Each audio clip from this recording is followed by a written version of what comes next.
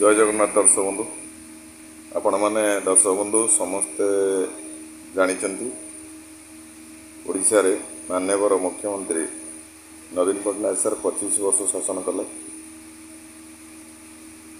25 वर्ष शासन समय आपण केबे शुणी नथिबे जे कोनोसी ब्लॉक रे एमपी और एमएलए एकाठी बसी ब्लॉक प्रत्येक पंचायत उन्नतिमूलक कार्य विषय आलोचना समालोचना करिया। किंतु एबे देखंतु नुआ सरकार आसिला, नुआ सरकार रे प्रथम करी पिपिली ब्लॉक रे आपण माने समस्त देखि परिथिबे ए 3 दिन हबो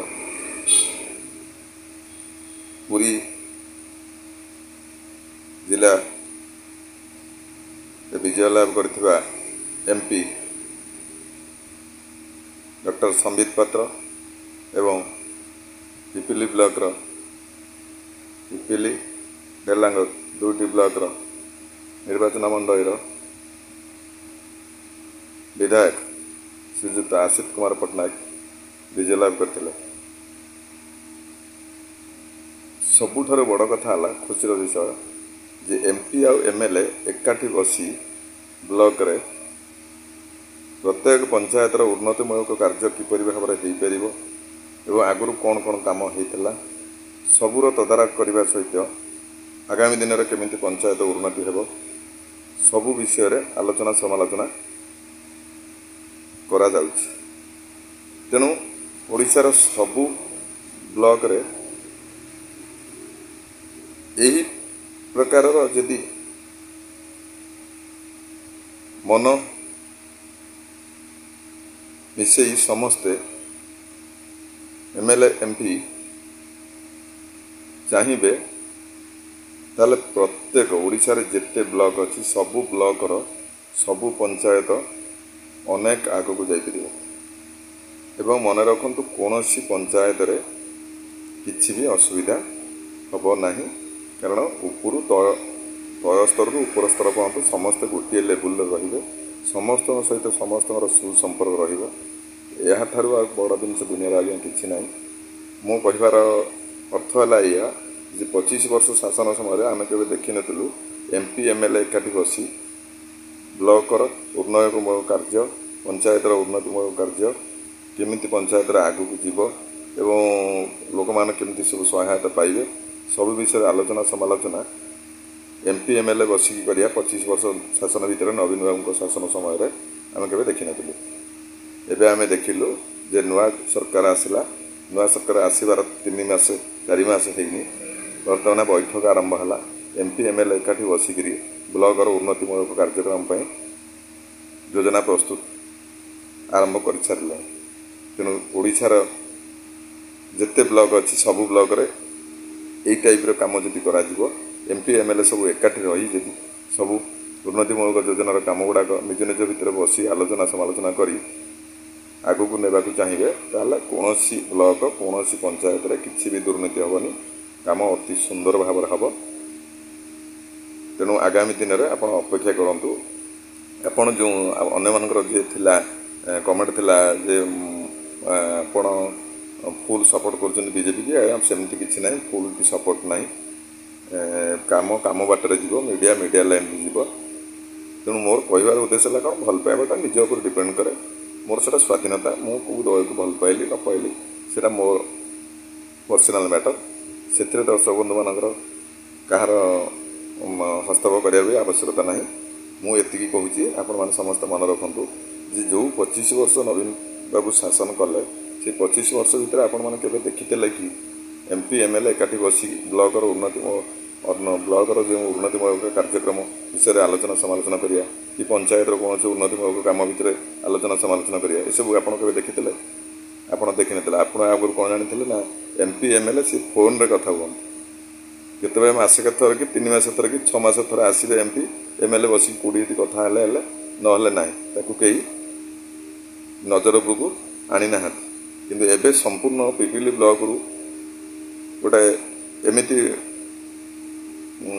वार्ता जीव सारा ओडिशावासी ଦେଖନ୍ତୁ ଆପଣ ଦେଖିପାରୁଥିବେ ଯେ MP MLA ଏକାଠି ବସି ଏକାଠି ମନ ମିଳାଇ ଏକାଠି ବସି ଓ ବ୍ଲକର ଉନ୍ନତି ପଞ୍ଚାୟତର ଉନ୍ନତି ବିଷୟରେ ଆଲୋଚନା ସମାଲୋଚନା ଆଗରୁ କ'ଣ ହେଇଛି ନ ହେଇଛି ପ୍ରତ୍ୟେକ ଜିନିଷ ଉପରେ ତଦାରଖ କରୁଛନ୍ତି। ତେଣୁ ଏଇକୁ ହିଁ କହନ୍ତି ଶାସନ। ତେଣୁ ଶାସନଟି ଏଇ ଟାଇପ୍ର ହେବାର ଆବଶ୍ୟକତା ଅଛି। ଉପରୁ ତଳ ପର୍ଯ୍ୟନ୍ତ ସମସ୍ତଙ୍କର ଗୋଟିଏ ଲେବୁଲ ରହିବାର ଅଛି, ସମସ୍ତଙ୍କ ସହିତ ସମସ୍ତଙ୍କର ମନ ଠିକ୍ ରହିବାର ଅଛି। ତାହେଲେ ଯାଇକି ପଞ୍ଚାୟତଠୁ ଧରିକି ବ୍ଲକଠୁ ଧରିକିରି ରାଜ୍ୟଠୁ ଧରି ଦେଶ ପର୍ଯ୍ୟନ୍ତ ସବୁ ଉନ୍ନତି ବାଟରେ ଆଗେଇବେ। ଆଉ ଯଦି ଜଣଙ୍କର ମନ ଆଉ ଜଣଙ୍କ ସହିତ ମିଶୁନଥିବ, MP ସହିତ MLAର ପଡ଼ୁନଥିବ, MLA ସହିତ MPର ପଡ଼ୁନଥିବ, MP ମାନଙ୍କ ସହିତ ପ୍ରଧାନମନ୍ତ୍ରୀର ପଡ଼ୁନଥିବ, ପ୍ରଧାନମନ୍ତ୍ରୀ ସହିତ ମୁଖ୍ୟମନ୍ତ୍ରୀର ପଡ଼ୁନଥିବ, ତେଣୁ କାହା ମନ କାହାକୁ ପାଉନଥିବ, ସେ ଜାଗାରେ ଆଜ୍ଞା ଦେଖିବେ ସେ ଶାସନ ବେଶୀ ଦିନ ରହିବନି, ଭୁଷୁଡ଼ିଯିବ।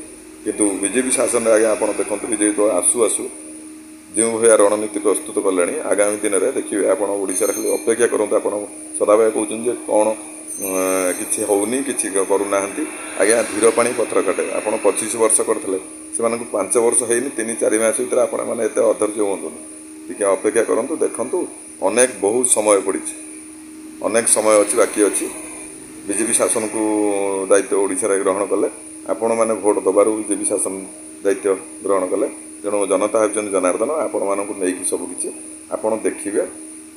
ଅପେକ୍ଷା କରନ୍ତୁ। ଆପଣ ଏଇଠି 5 ବର୍ଷ ଭିତରେ ଆପଣ ଠିକ୍ ଜାଣିପାରିବେ କେମିତି କାମ କରୁଛି, କ'ଣ କରୁଛି ନ କରୁଛି, ସେ ଅଲଗା କଥା। ଆପଣ ଜାଣିସାରିଲା ପରେ ଆପଣ ମନକୁ ଆପଣ ନିଜର ମତାମତ ବି ଆପଣମାନେ ପୁଣି ଚେଞ୍ଜ କରିପାରିବେ। ଆଇଦର ପୁଣି ଆହୁରି 5 ବର୍ଷ କି ଆହୁରି 10 ବର୍ଷ ଆପଣମାନେ ନିଜେ ହିଁ ଦେବେ। ତେଣୁ ସେଇଟା ଆଜ୍ଞା ମ୍ୟାଟର ନୁହଁ କି ଏଇଟା ସପୋର୍ଟିଂ ନେଇକି ଆମେ କହୁନୁ। ଆଜ୍ଞା କାମ ଯିଏ କରିବେ ତାକୁ ସମସ୍ତେ ଭଲ ପାଇବେ, ଭଲକୁ ସମସ୍ତେ ଆଜ୍ଞା ଭଲ କହିବେ।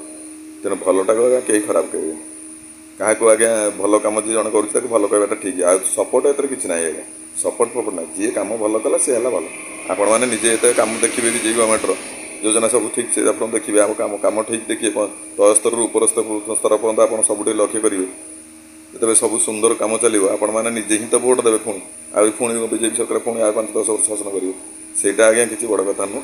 ହେଲେ ଏତିକି ଲକ୍ଷ୍ୟ କରନ୍ତୁ, MP MLA ଗୋଟେ ଉଦାହରଣ ପାଲଟିଲେ। ପିପିଲି ବ୍ଲକରୁ ଆରମ୍ଭ ହେଲା ଷ୍ଟାର୍ଟିଂ।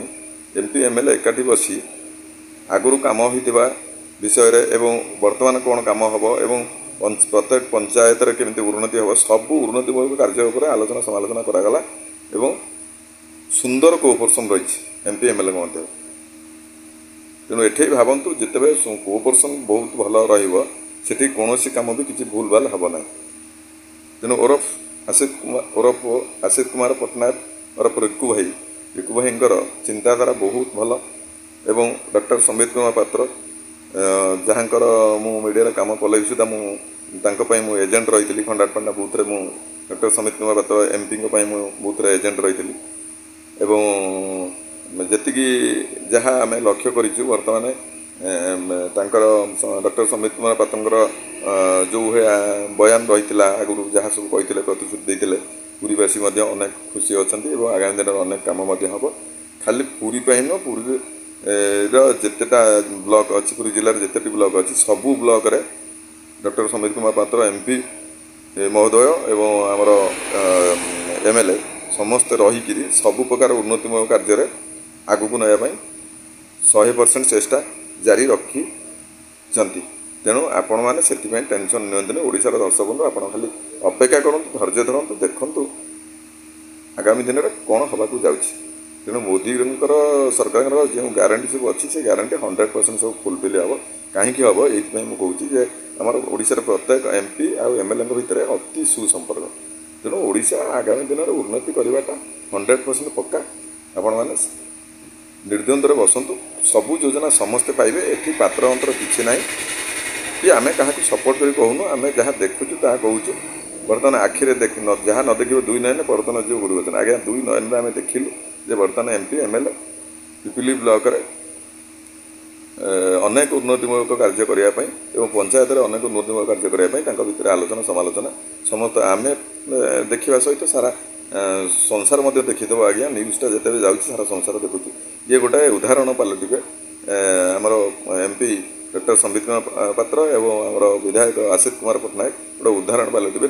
ପ୍ରଥମ କରିକି दीर्घ 25 वर्ष शासन नवीन बाबू समय जहाँ आम देखी नु प्रथम यहाँ आम बीजेपी शासन समय फास्ट देखिलु एमपी आउ एमएलए एकाठी बसिकी उन्नतिमूलक कार्य केमती आगक सब जीव से विषय में नहीं आलोचना समालोचना करूँ खुशी विषय आज्ञा कि ना आपण मैंने खाली धैर्य धरिकी बसत आगामी दिन में अपेक्षा करूँ केमी कि प्रकार उन्नति सब आगक हो खाली धैर्य धरी आप देखते आपण मैंने निजे ही जापर ना प्रकृत में मोदी ग्यारंटी जहाँ था सब धीरे धीरे फुलफिल होने निजे ही पुणी भोट देवे पुणी सरकार पुणी आगे 5-10 वर्ष शासन ओडिशा करेंगे।